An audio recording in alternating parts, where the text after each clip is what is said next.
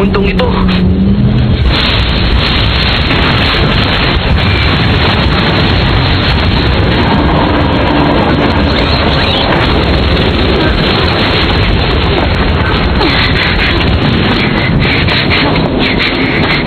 Hindi totoo may Diyos sa mundong ito.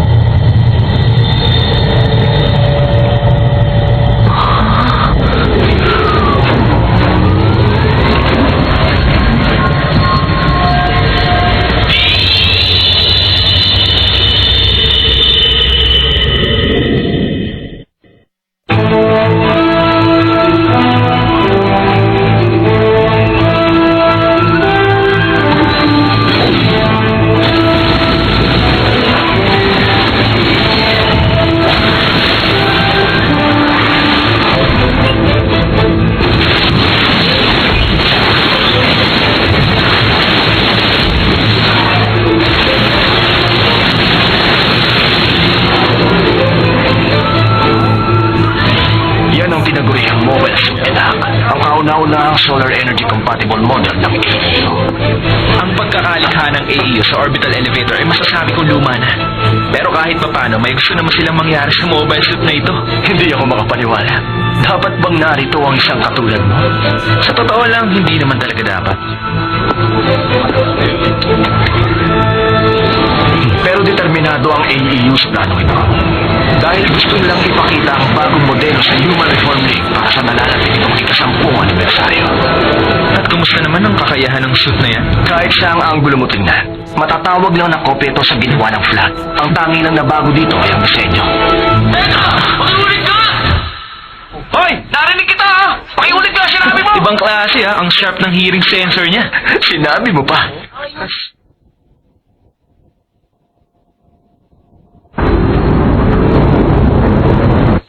$2,482. Extra. Target destination confirmed.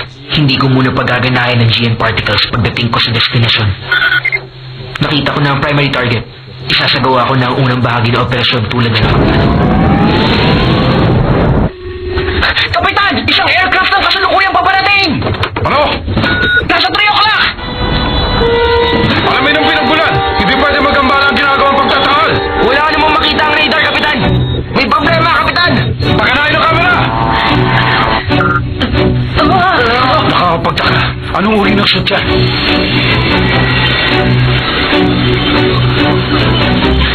Nagsimula na. Ano? Isang hindi kilalang suit? Bakit naman yan pa? Ibang mobile suit. Ibang klase. May bago na naman silang suit ngayon. Tingin ko hindi ang suit, kundi ang mga mumunting liwanag sa kanya.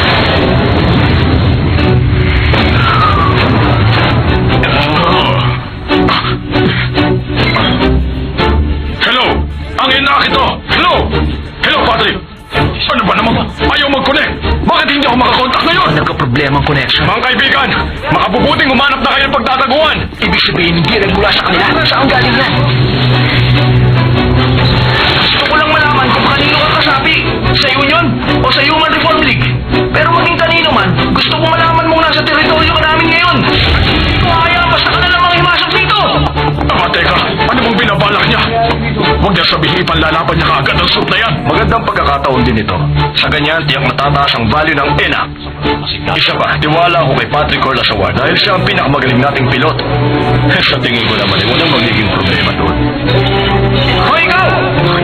Kilala mo ba kung sino itong kaharap mo ngayon? Ako si Patrick Orlasawar ng AEU. At minsan hindi pa ako natalo sa mga ganitong klaseng laban.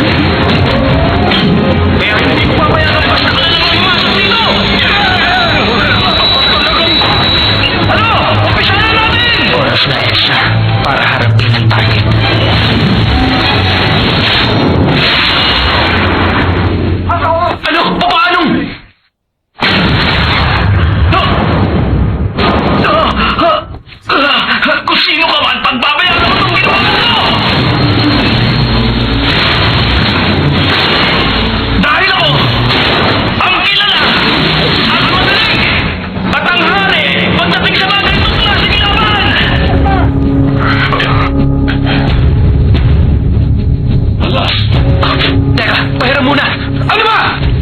Sabi ko, pahiram muna!